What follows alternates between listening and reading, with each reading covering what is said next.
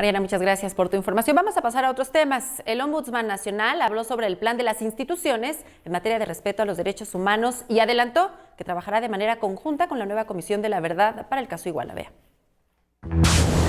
El presidente de la Comisión Nacional de Derechos Humanos, Luis Raúl González Pérez, reconoció que existe una debilidad institucional en el país y que se vive una crisis de derechos humanos y de seguridad, por lo que señaló estará en contacto con la nueva Comisión de la Verdad.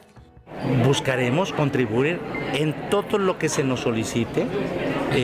Lo dijimos, vamos a colaborar con mecanismos, instancias, o en este caso Comisión de la Verdad o de Investigación, en todo lo que la Comisión pueda hacer.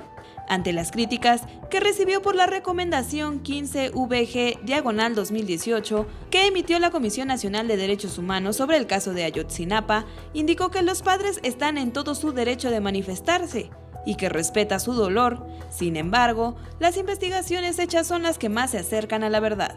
La verdad, para nosotros, la recomendación de la Comisión Nacional es el documento más aproximado a la verdad.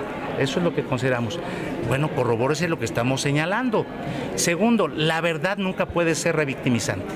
¿Quién puede estar en contra de que los restos que estamos sugiriendo se manden periciar? Déjenme decirles, una posibilidad es que puedan corresponder a los jóvenes, pero si no son de los jóvenes, hay otras personas que tienen derecho también a saber sobre esos restos. Tenemos 37,000 desaparecidos. Esto durante el informe especial de la Comisión Nacional de Derechos Humanos sobre el estado que guardan los derechos humanos de las personas con discapacidad en las entidades federativas del país, donde solo participaron 28 de las 32 entidades.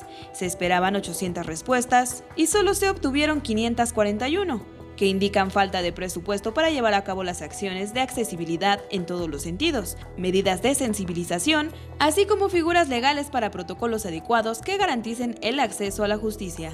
Con imágenes de Manuel Hernández, Iraíz Morquecho, 21 Noticias.